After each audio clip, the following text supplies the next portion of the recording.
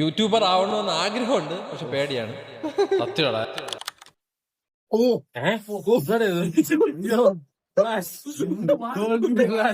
Hello, എവിടെയാണ് നോക്കി പറഞ്ഞത്? ഇതിലാണ് കണ്ണിൽ നോക്കി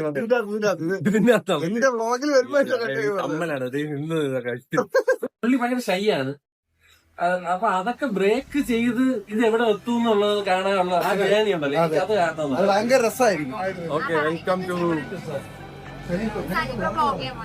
ഓ no, welcome to call me flash.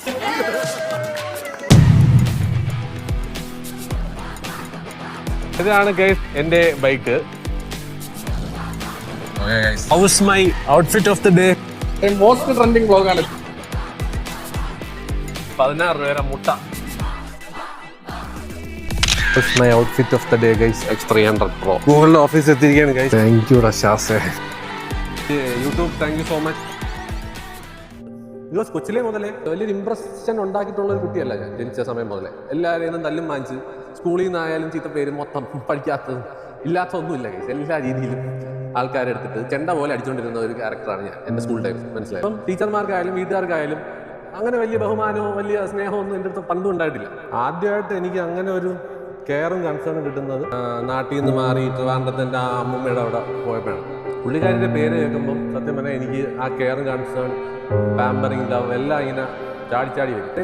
നമ്മൾ സ്വന്തമായിട്ടുള്ള ആൾക്കാരോ അല്ലെങ്കിൽ നമ്മൾ അറിയാവുന്നവർ പോലും നമ്മൾ അക്സെപ്റ്റ് ചെയ്യൂല എന്നുള്ളൊരു തോന്നലിൽ ജീവിച്ചത് നമ്മളെങ്ങനെ ഒരു പബ്ലിക് പ്ലാറ്റ്ഫോമിൽ ആൾക്കാർ നമ്മൾ അക്സെപ്റ്റ് ചെയ്യും എന്നുള്ളൊരു ഫീലിംഗ് വരും.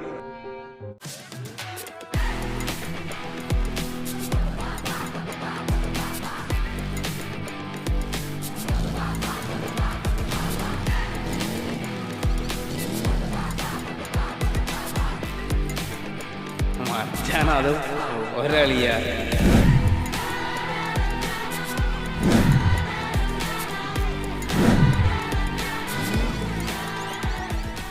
Call me Flash. Yeah.